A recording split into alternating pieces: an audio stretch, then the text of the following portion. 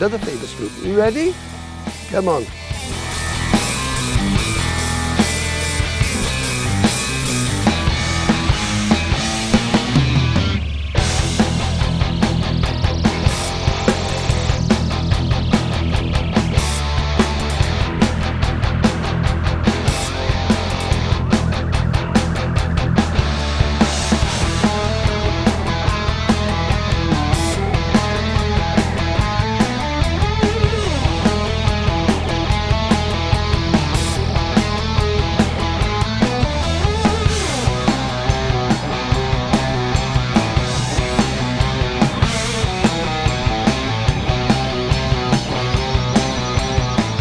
And the other thing I remember doing is I did a screaming solo down there. It's on the track Happy Death Men on the first album.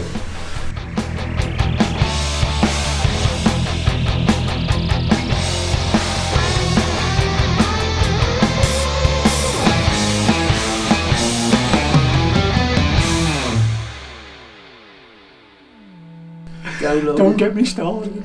Oh, he's going to burst into tears.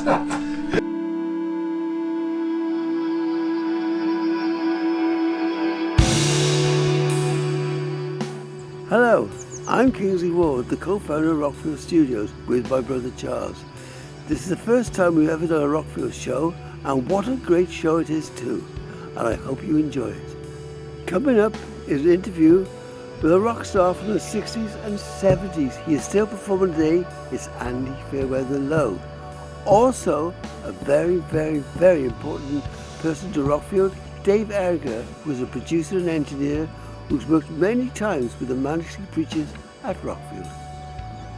As you know, Rockfield Studios is situated on a farm, which is a great benefit to us. It makes us different.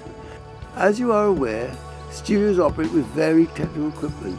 Not to let you geeks down who love technical equipment, we'll do a short interview with Neil McCombie, one of the top maintenance men in Britain, who's going to tell you how he keeps Rockfield Studios going.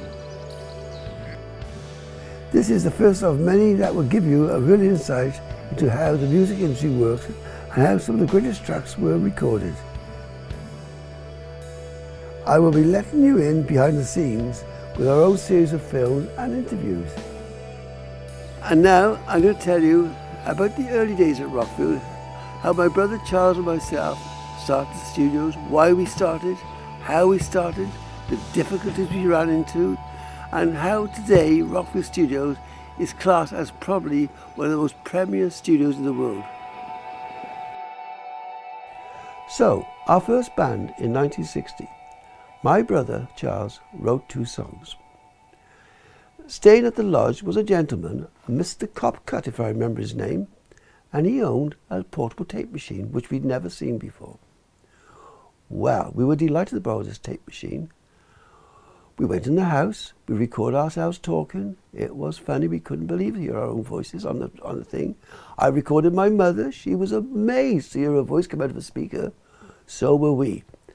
Anyhow, not to waste the opportunity, we thought we'd better use it for some good. So the 2 songs my brother wrote, we decided to record. On looking at the record labels in our hand from Decca and EMI, on an EMI record, it said, EMI Records, Hayes, Middlesex. And we thought in our infinite wisdom, what a great starting point. We better go there, because we knew no different, and neither would you if you'd been with us at the time. Anyhow, we milked the cows first, because we're still farmers, and off to London we go with our little Morris pickup, well, little Morris 1000 Traveller actually, to Hayes, Middlesex.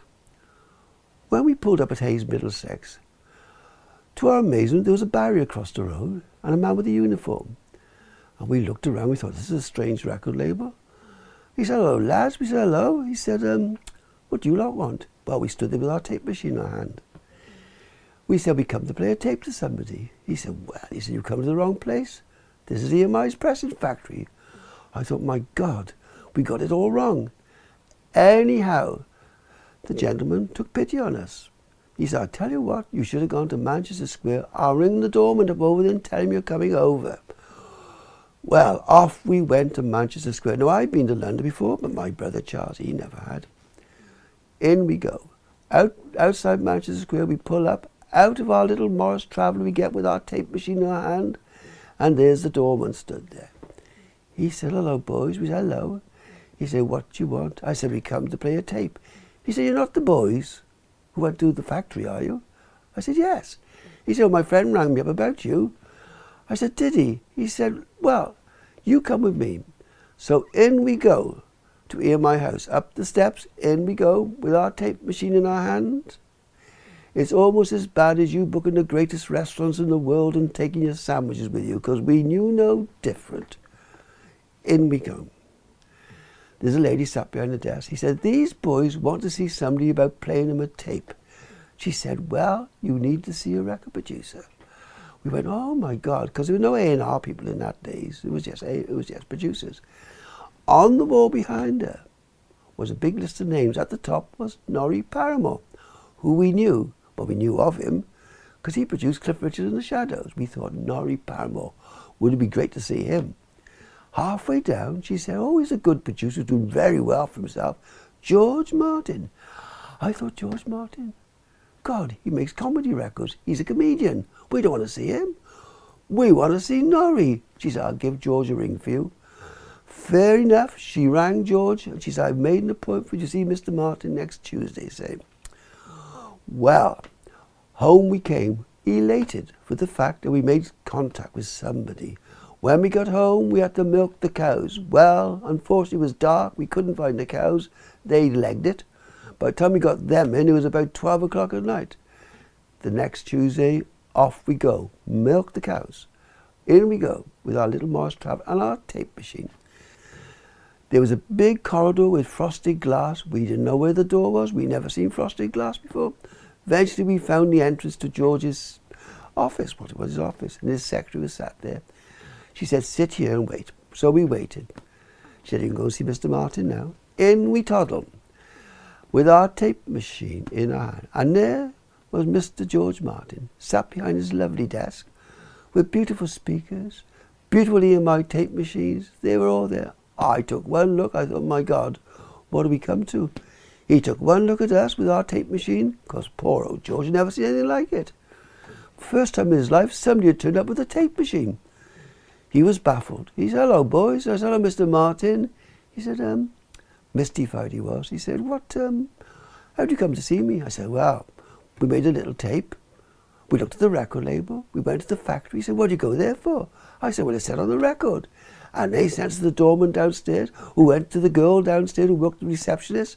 And eventually we come to see him. Well, he was amazed. The day before, he probably had Sophie Loren talking to. Today, he got these idiots from Wales. Farmers. He'd never met a farm before.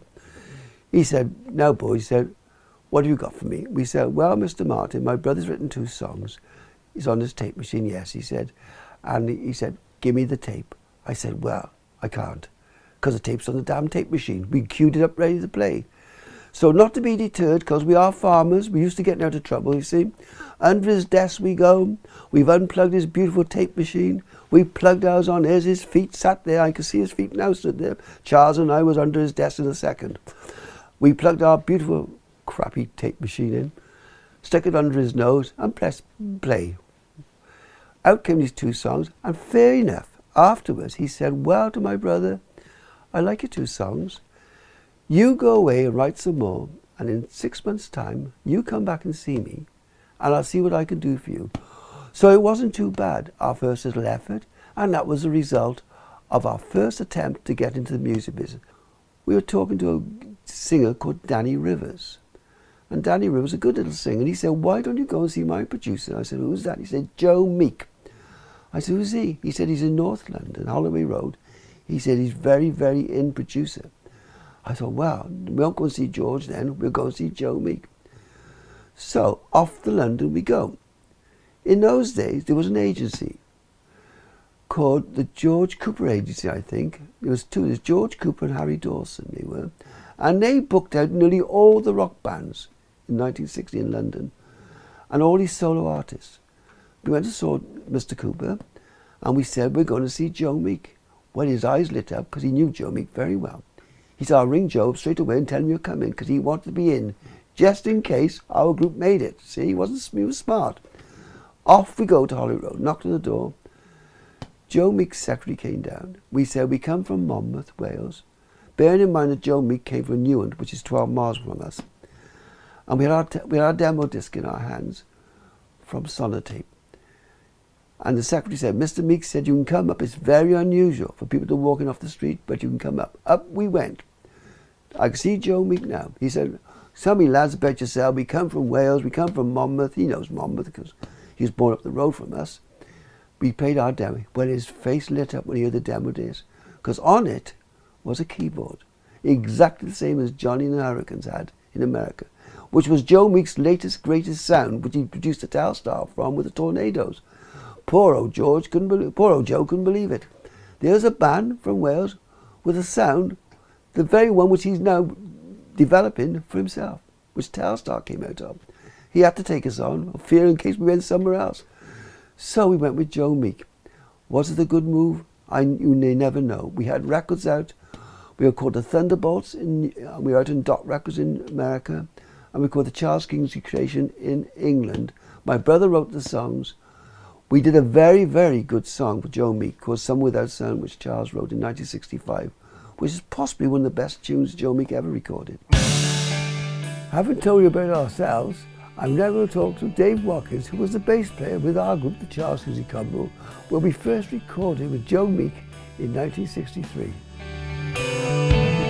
Dave, it's early 60s. You come out, right?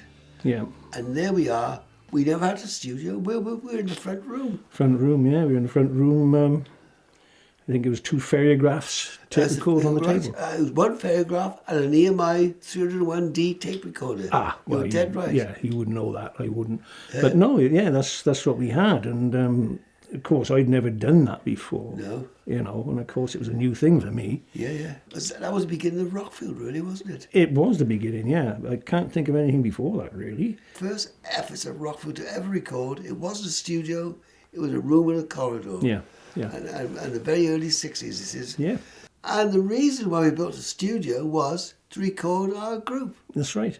That was basically it, yes, because doing discs and sending them up, demos, it was the one way of getting known and heard, yeah. And my parents let us go in the attics of the house. Do you remember? Right. Yeah, they were very easygoing. Really, when you think about it, yeah. And through playing in the group, do you remember playing in the band in Wales? Oh, many a time.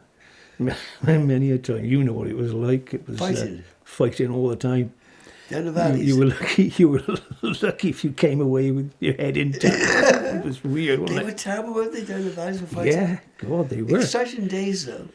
They were good days. The only thing is, you used to get a stiff neck, really, because you were frightened to death to look at the girls. Yeah, because the boys loved you. They'd have had you. Yeah, they were. In all fairness, the boys, they loved it.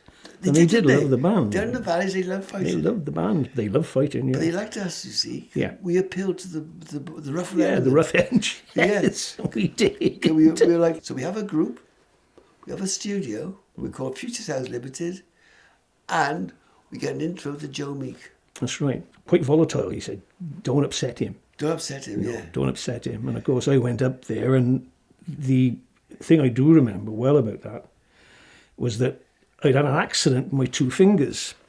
Do you remember? Oh, of course you remember. Both. I still got the scars. Yeah, and it was the 2 fingers you play with.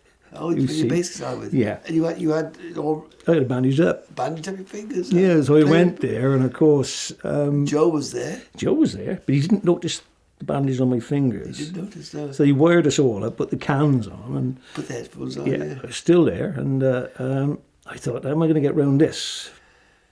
And then, to make matters worse, I could hear everybody else through the cans. I couldn't hear myself. No. So I had to do it... Playing by mind. By mind, yeah, to get through it. And I'll never forget that. And of course, I thought, oh, he's going to say something in a minute. And all of a sudden, he said, stop, who's playing the bass? And he charged out. I'll never forget that.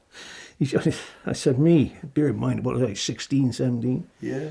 And he looked at me and he said, it's very good, very unusual sound, he said. How did you get it? How did you get it? I had my one hand behind my back, 2 bandages on my fingers, and he never twigged. He never twigged. No. I was the band on your fingers made the bet, which Joe loved. Yeah, he loved unusual sounds, Joe. He liked unusual sounds. He He was extremely talented, wasn't he? He was very talented.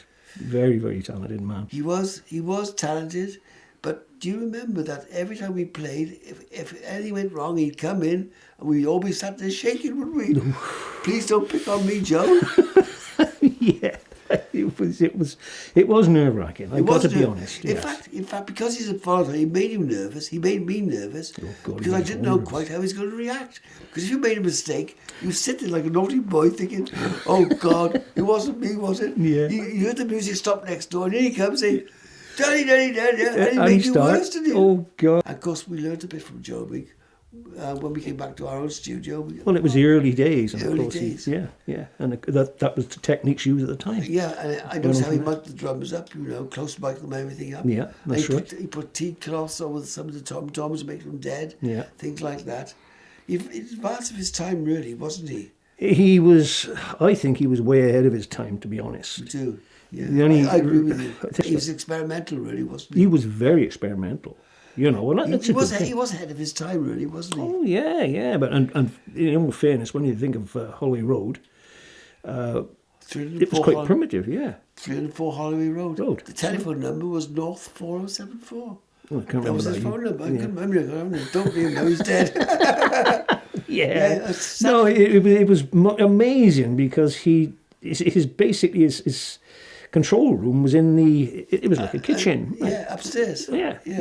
It wasn't right. The bedroom was the studio, and right. it was a big kitchen on the side, had all equipment in it. Yeah. And the flat was downstairs. Yeah. That's what it was, wasn't it? But look what he did in there. Look at the records he produced. I think one of the greatest intros of any record was Telstar. The intro with the satellite coming out is phenomenal. I said to him one day, how'd you get the intro of Telstar? The boom, boom, boom, boom. He said, with my lips, fingers, and the microphone. He just do what he thought sounded good. Yeah, I did. And that's how Joe got away with it. I was creative, wasn't it? Yeah. And somebody told me he was the original producer. Independent producer in his country. We learned a lot from him. And I like, and his memory always stands in my head because of the way he was and the great help he was to us. Well, you can say really he was quite instrumental in Rockfield. He was, because Rockfield followed on from that. that. But it gave us confidence to know he had a studio. It wasn't in the major like EMI or Abbey Road. That's right. He had a studio in his loft with upstairs. Yeah. We had a studio upstairs in the attics, very similar. Big inspiration. And he gave us confidence to carry on with our own little effort. Yes, he did. And if you didn't follow his ideas, you were in trouble. Yeah.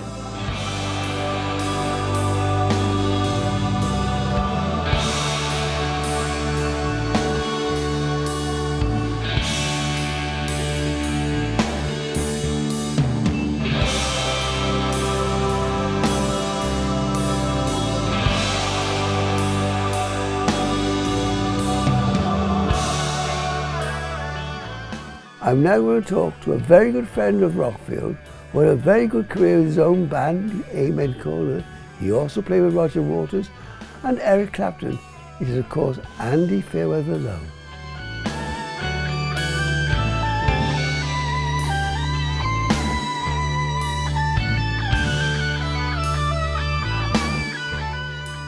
But what did we hear? When I saw the Stones in Sophia Gardens first, what did I hear when I saw this? Well, I didn't hear much when I saw the Stones in the Capitol with Inez and Charlie Fox. Oh, I saw the Beatles there. Oh, you lucky bugger. I saw the Beatles with Roy Orbison. They're supporting Roy Orbison. What can't be explained to people, if the kids now, you listen to She Loves You or something, or I Want to Hold Your Hand, or My Love, or whatever it is, and they'll go, yeah, it's all right.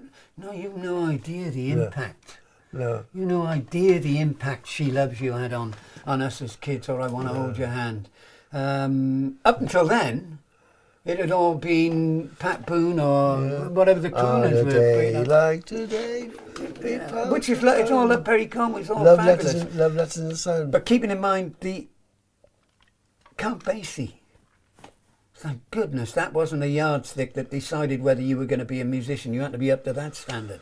Man, they could play. That was a beat groups put them, because you could have a band and you don't have to 25 musicians touring around the world, and kids would take the Beatles turned that corner.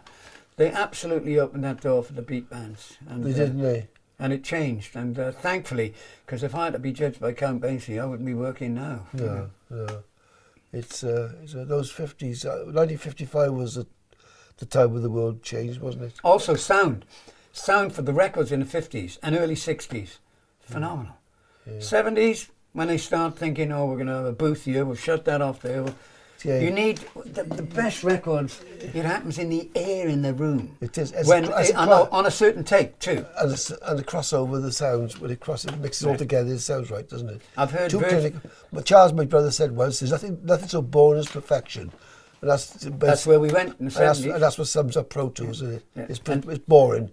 Mind you, I was against Pro Tools. It's like, I want analog. I need amp and lead valves. And then one day I'm doing some overdubs on someone's album, Big Time Playboy's album. And Jeff Beck's, he's already done a track, so I've come in and I'm doing mine.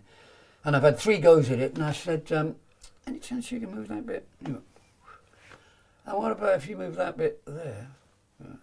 And that bit, it's the best guitar solo I've ever played, you know. So that was the moment I went, Pro Tools. Yeah, all right then. Okay. Only if it makes me sound better. You know? But obviously, it's that thing, that sound thing. You have some great songs. What inspires you to write songs? How is the songwriters get inspiration? Is it what happens in their lives? Does it or? Not for me. And it's different. Everyone's a different thing. But it's always the music first.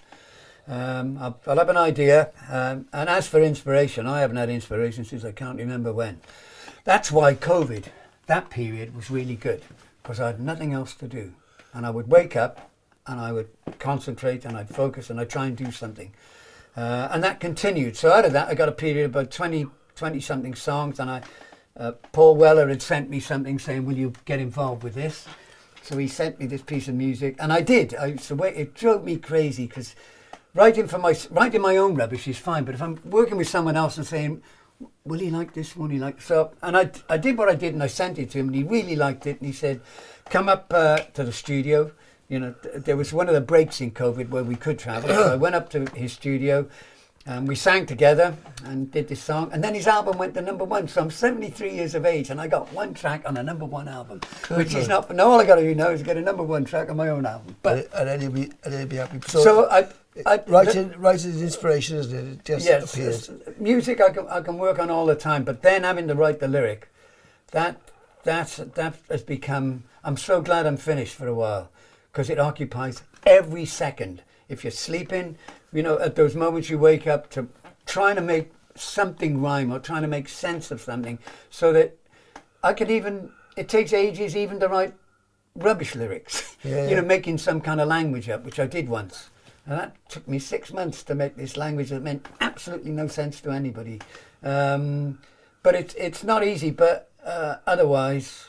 No, it isn't. Otherwise, we'd be doing better than we are. We spend a lot of time writing songs, and then every now and again, in my set now, I sing "From Me to You," the Beatles. I find an old Beatles song every now and again, and I'm sort of overwhelmed by how beautiful, how simple these things are. They were. They wrote. They wrote about everyday occurrences. I want to hold your hand is what boys say to girls, don't they? But even when they covered other people's songs, Taste of Honey, Misery, whatever, Chains, I Should Have Known Better, Mr. Postman, they did great versions. And people, certainly because of me in the 60s, Hair, Face of 69, by the way, I didn't make that up, but, they're going, is that him? Is that him? Yeah. And it's only when I would sing, oh, it is him. Oh, don't he look old? And the truth is, you go, yeah, because I am. Yeah. I am old. I'm alive and I'm still working. I'm loving it. When we were 17, 18, you looked at people our age, you think, God... I wouldn't talk to him. I wouldn't talk to anybody. No, and people over 5 years old, you wouldn't talk to. Wouldn't you think, God, how old are you, 23? I was like, oh, he's quite old, isn't he? Mind you, let's get a 73-year-old man in jeans. Yeah.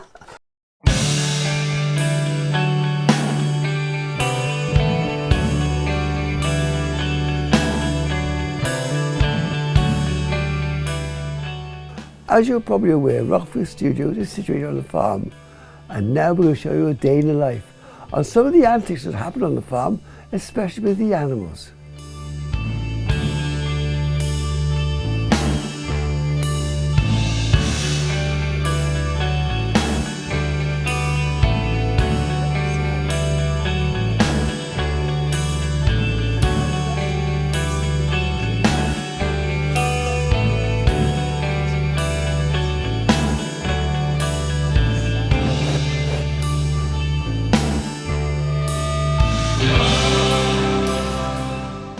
Here's an interesting fact. If you're into studios, when did Rockfield Studios become the first residential recording studio in the world? Do you know? I'll tell you, 1967.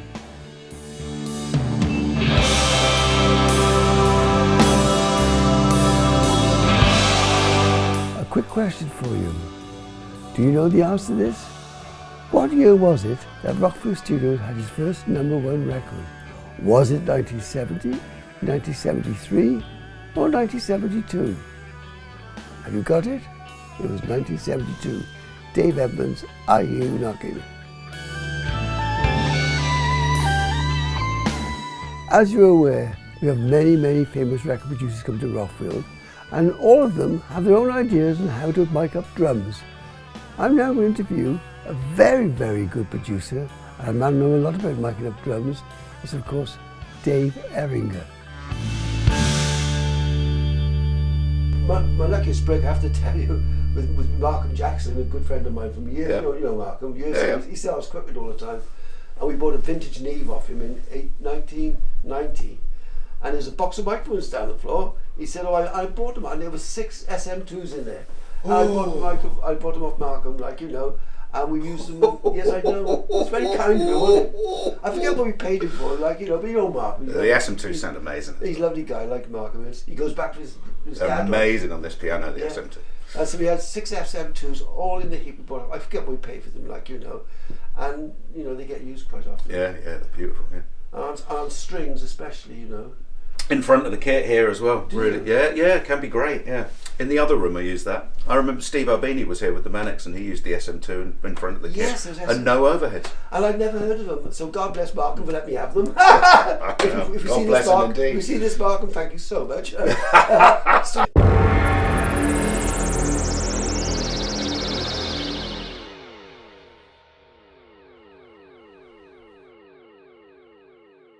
So the guest producer this month, a great friend of me, but even a greater friend of Rockfield, Dave Erringer. Lovely to be here again, Kingsley. I realised it's 30 years since I first came in. 30 years. Yeah, 1993.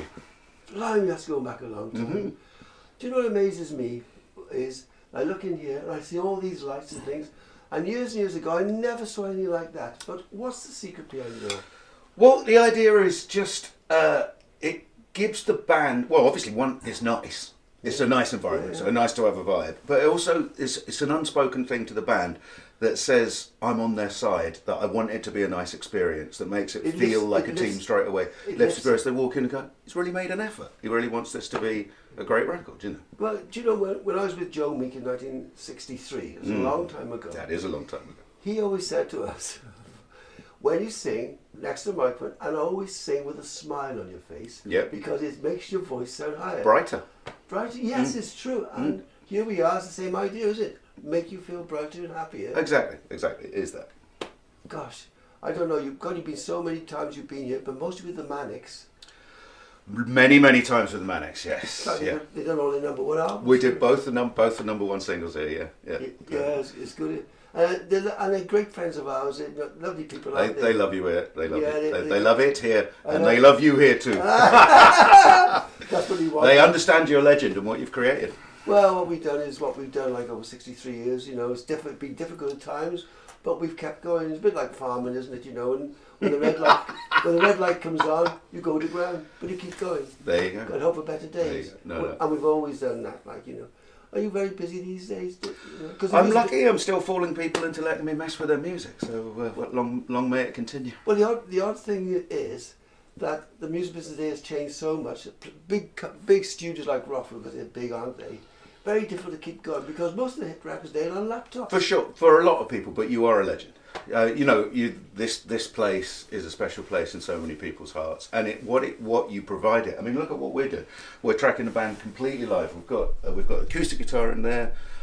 We've got keyboard world here. We've got bass. We've got guitar amps in the studio at the back. So the room at the back, we've got bass amp in there. So we're recording 4 musicians with total separation, all live. There aren't that many places that have that ability, you know. Well, the odd thing is that record companies, they don't sign up guitar bands very much, do they? I mean, that is a problem for me too. Yorkshire, you're not Yorkshire. That is a little bit of a problem, yeah. There is that, but it'll come back. I mean, You think I do. I mean, rock and roll was the predominant musical form for 50, 60 years. Probably Start 1955. Yeah, let's say 1955, and it was probably number 1 in sales until about 2005. So now we're a genre, you know. It's like being a jazz producer in the 90s or something. It's just like I accept that we're not hip hop and R&B. You know? What I love about the music business, with people, especially with being with Rockfield, is that people keep coming back. You know, they actually like us. You know, like every time I've come here with countless bands, and it's always on the second day. Like they're always like, yeah, I get it now. I really get, like, there's a feeling here. It's not about.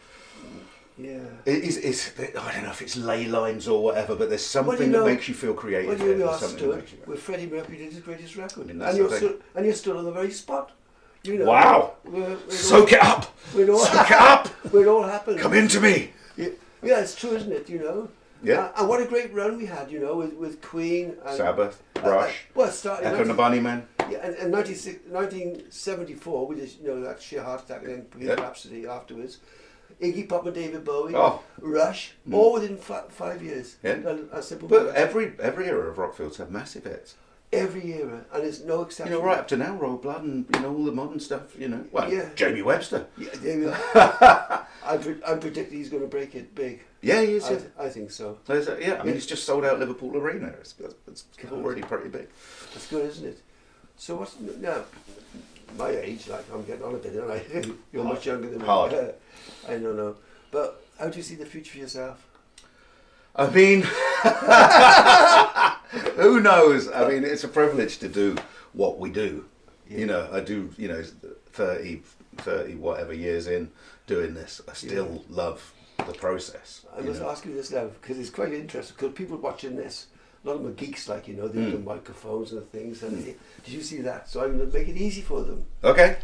When we started off years ago in the 60s, yes, right, early, we used 2 mics on the drums. Then it went to 3. Yep. When it got as far as 5, we thought, what are we going to do with 5? But we had to have it. Look at it. Yeah, just run through us for us. Why is this? It's because you were better than us. That's definitely part of it. Options is a thing, I guess, but yeah, I mean, the bass drum there now. So the bass drum, we've got the D12 in the hole. That's all punch. Yeah. So there's brightness, there's attack, there's cut. Yeah. The lovely FET 47 there. That's all tone. That's capturing. It's a little bit further back. It allows the low frequency to develop more. So you get the punch from one and the body and tone from the other. The little speaker thing, that's for sub. So there's not much. There's not much above 100 hertz in that, but it'll sit underneath it. And if you do want that super low frequency, then I can bring that in. Sometimes I don't use it, but it's an option. Because we've got, you know, unlimited tracks in Pro Tools. You know, to tape, I probably wouldn't bother with the NS10 speaker, but to Pro Tools I've got. And it's you all keep more separate channels. Yeah. So afterwards you can. I can ditch it if I don't want it. Sometimes those subs, if you want your bass to live under your kick drum, in frequency terms, then you're not going to be wanting that. And if you want the kick drum to be the bottom end of the track and the bass to be more sort of tone above it, then that can be quite useful. I learned about microphones. It isn't always the most dearest. No, of course, yeah. And that's what I learned from Todd Rundgren. You know? Oh no, of course, yeah. I mean, there's on the snare we've got a Bayer M69, which is a little bit, you know, a bit like an SM57, but I think it's a little bit fatter, or you know, but like I've convinced myself that it's better. But if it was a 57, it would probably sound exactly the same, you know. Yeah. And we've got your lovely KM84 on the bottom. Oh, they're good, aren't they? Yeah, I like them. Really sizzly. Yeah. And this is the first time I'm using the TLM 170s on toms. Oh right. Because they've got the hypercardioid pattern. Nothing else you can tell me about drums, or? Well, we've got this little this little ribbon mic there in between the kick and the snare, that's a very interesting sound. You can compress that really, really heavily, and you get this fronty thing from the kick drum, and a lot of the sizzle from the snare with a fast compressor on it. That can be really quite an exciting sound. Years ago, we had one microphone. That was it. Stuck in front of it. We used to do Black Sabbath. All those bands. It's nice to have a dynamic and a ribbon. You know, you've got warmth. Back in the early days when Black Sabbath first turned up, in 1969, I think it was. But then you got his fingers playing the guitar. We had one microphone in this one, and it sounded fantastic. It sounded amazing. It was all down to the players, wasn't it? It was all down to the players. If you've got a good player and a good instrument, the nearest mic always works. You won. You really have. Stop again now. Start again now. He's right. Oh, of course, good old days. They say Kingsley. What microphone did you use? I said, was it NMP, nearest mic technique? No, MMT. I said, what's MMT, nearest mic technique? And you go, MMT is a microphone. No, it's nearest mic technique. You got your hand to, stick it on it. Back in the 60s and 70s. It's true. But that's what it was. Of course. Good laugh, wasn't it? Yeah, but we've got to try and earn our money somehow, haven't we? So we throw up $1 million and see what happens. Well, thanks so much for that. It was not at all. Absolute pleasure. It was brilliant, and I hope everybody who watched it enjoyed it. Thank you. What was that like?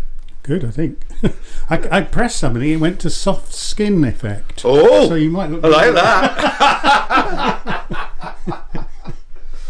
Wonderful.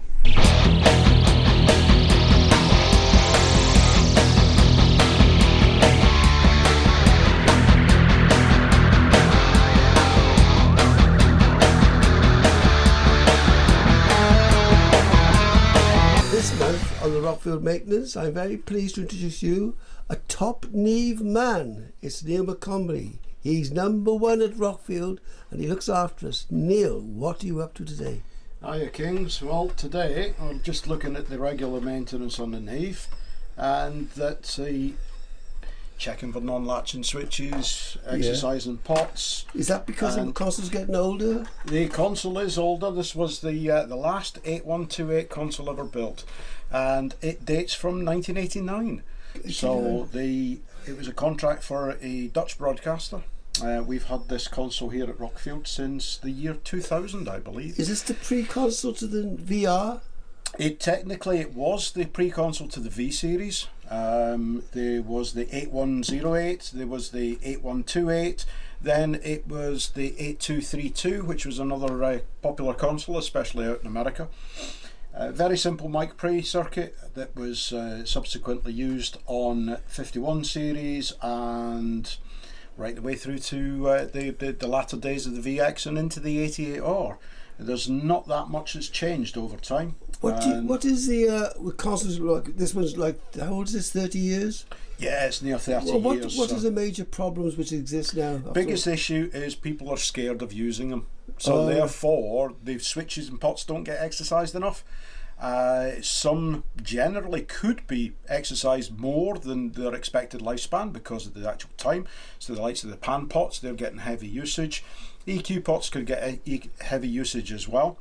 The auxes can be used depending on the session, whether it's headphone sends, whether it's plates, echo chambers. We're very lucky here to actually have the echo chambers, so people do use the auxes for sending to the chambers. The general wear and tear is just purely because it's 30 years. You know, I mean, it's a long time. I mean, normally studios would hold on to their consoles for maybe 10-15 years tops. We've had this console here for 12 years, but obviously it had been in the previous studio for at least another 11 years. So therefore, they are starting to show their age. Regular maintenance, cleaning switches, exercising pots, usually fixes it. We have, for instance, this aux section here doesn't have a send to the stereo, and it's actually because of a bad solder joint on a capacitor. Right. That's a layover from some time. This one here doesn't latch on a particular switch, but this one is going to be slightly more complicated because all of these switches are all joined together. So I have to try to isolate the individual switch that's not latching. But thankfully, because of Neve's modularity, I can take this aux section to the workshop. I don't need to take the entire channel to the workshop. So therefore it just makes it a little bit easier for me to manhandle, and it takes up less space on the bench. Do you find your time now is taken up with concerts around the world which are playing up because of their age? A lot of cases, yes, and it's a matter of the fact that not everybody can afford my services actually on site. They attempt to do the work themselves. Doesn't always happen properly. You know, it's Well, you are number one, so that's it. If you're number one, you've got to live up to your reputation. well, this is it exactly. Yes, and Well, we're very grateful. You look. it's always a pleasure to be down here. Yes, we're Yes. grateful for the fact you look after us. You oversee all the maintenance for us. Poor old Otto, love him. He died many years ago. You Yes, turned up. I think it's 10 years now. Yeah, so and you've sadly turned he's up gone. and looked after us ever since, Yeah. and we're very grateful. Yeah. Well, we'll be back in a couple of months. Could we do another interview then? Yeah, can do. Yeah, it could be on something totally different then. Oh, Yes. well, Yeah. thanks very much Yeah, on this occasion. You're welcome. Lovely, No thank worries. you. Speak soon. Cheers. And now we go back to Andy Furtherlow. He has an interesting story of how he joined the Eric Clapton band. Rockfield is synonymous with so many massive groups, isn't Roy Wood, I recorded with Roy Wood over there Yeah. on the road again. I recorded with Clive John. I can't think what But the how song was. do you diverse from Roger Waters to Eric Clapton? That's what always. That's a good. Oh right, okay. Well, Eric Clapton was on the Arms tour, so there we kind of hooked up then, and he was also a fan of Spider Jiving, my first solo album. I remember Spider Jiving. And then Glyn Johns produced Slow Hand and Backless, and I'm living with Glyn Johns at his house at that time. Bloody hell. So I was at the studio all the time they recorded Slow Hand, so a bit of a relationship there. And Backless, I was hanging around there, and he was looking for a guitar player, and no, there's a lie. George Harrison was going to Japan. That's what it was. And I get a phone call from Roger Forrester, because Eric's band is going to back George in Japan. And That's the first time they ever been to Japan. it's first since the Beatles in '67. So I get the phone call. Yeah, George. He wants to know if you'll be interested in doing the gig and playing the intricate slide bits. And I don't play slide. I can learn it. I said, so Rog, can you ask him to ring me? And he did. He rang. What was it like when George Harrison rang you up for the first time talking to a Beatle? You never forget it. It's like in my whole time with him, he was fabulous. He was easy to be with. But you think I could forget he was a Beatle? No, of course I can't. So yeah, come on, see, come on. I've never heard you play. His very words were when I said, "Slide, I don't play slide." He knew I was a big Ry Cooder fan. I'd seen him a couple of times backstage at Ry Cooder shows, etc. And we talked. And he thought I could play slide, and I said, no, I don't. I have enough trouble with my fingers without putting something on them to get in the way. He said, well, come up, come up. I've never heard you play, but everybody seems to like you. That's the phrase. And we get up there, and we did. We got on, really got on well. And it isn't something I imagined. Well, I thought, did we? And there's a lovely bit in the book. It's a book, about the concert for George. And Olivia says that, yeah, we did get on well. We laughed a lot. Yeah. And that's so I get that gig, and that is with Eric Clapton's band. Turn up for the rehearsals for George out in Bray in the studio, and we've not got past the first day. And as we're going for lunch, Eric offers me, he said, look, I'm doing some shows. Will you join us at the Albert Hall in January? God. And I went, are you serious? Aye. He said, yeah, I am. If you're serious, I'm shake on it now, and I'm going to phone my wife and tell her. And that's it. And that was it. And it started from there. So we did Japan. We came back. The next thing was Unplugged, and that was his biggest, 21 million or something, that thing. So, and then we toured, and I toured with Eric for 13 years. God knows how many albums, DVDs. Loved all the sound checks. Loved every rehearsal. Every rehearsal was a joy. He's a nice guy, isn't he? Yeah, fabulous. And I left working with Eric, and I left working with Roger, and I think I'm needing medical help here, because I left two of the best paid gigs and best gigs you can ever get. Yeah. But I was 65, and I wanted to play more. Yeah. That's all. And I just figured if I didn't leave, I'd continue. Yes, of course.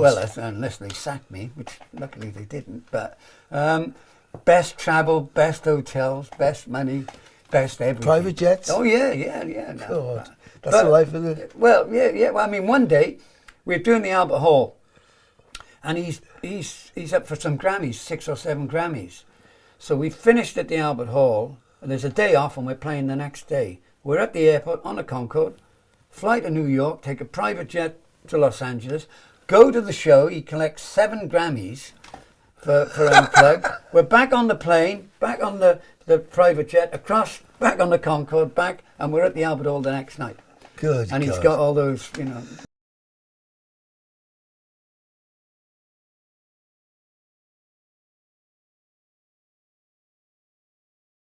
My head really shiny. That's why you try it with 2 lights.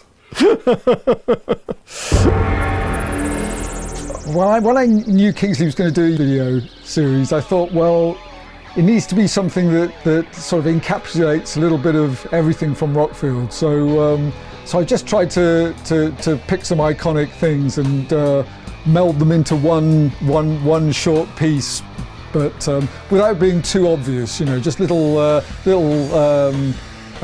iconic cues. You know, like you know, some of the little elements of Hawkwind, a little bit of Rush, a little bit of well, not Sabbath exactly, but you know, a few little things like that, just to make it feel, you know, have some reference to the past, and a little bit of Queen, you know, just. And then some of the other incidental music has got some more sort of indie sounding stuff, like the Stone Roses and a few little things like that. I just wanted to get a little flavour of those things into the general vibe behind the track. So.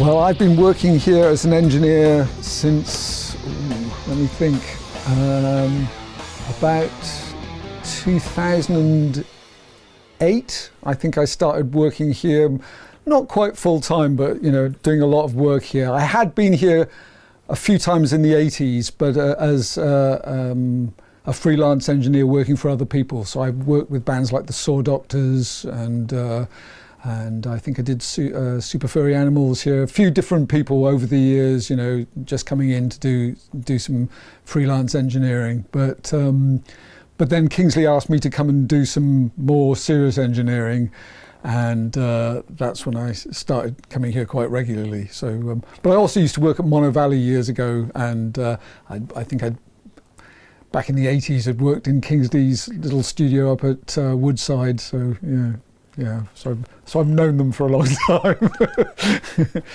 The place just sounds great. You know, regardless of the equipment, the rooms sound really good. It's a great place to work, and I don't know. There's just something about it. It's really hard to get bad sound here. So it's you know, and it's just as soon as you put drums in that room, they always sound exciting to me. You know, it sounds great, and it's just something about the way the whole place fits together and the way it's laid out, and the other studio as well. They're just really easy studios to work in. You know, they're just.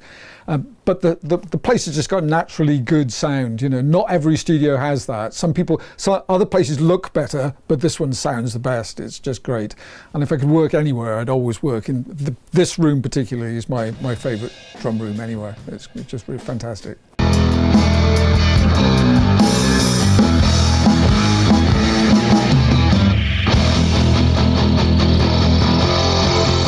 Oh, well, this is the studio where Adam and the Ants recorded Ant music, and let's think what else has been done in here. Oh, What's the Story, Morning Glory, Oasis. Those are probably the you know, 2 of the most iconic records that have been done in here. I think Simple Minds were done in here, and the Stone Roses that were recorded in this room as well. So yeah, over the years there's been a lot of people. I think I can't remember who I've done in here altogether. Oh, loads of groups over the years. The history is, I wouldn't say it's irrelevant, but when you're in here, it's the sound of the rooms. I guess it's had something to do with the way Kingsley's made it sound over the years. You know, he's obviously changed things. You know, but you know, when you go in that room, it's got all the pegboard on the walls from the '60s. It just sounded good from the start, I think, and the drum room and the way that, you know, all these spaces work together. it's just really good, and it's you know, as I said, it's of all studios, anywhere I had to go and record drums, there would be this place. It's just the best. It's just really good. And whenever I take things home from working here, they always sound better. I always think, wow, that was really worth going there. And it was, you know, it was, and it just has a really iconic sound as well. It's, you know, it's obviously Rockfield, and it's obviously the coach house.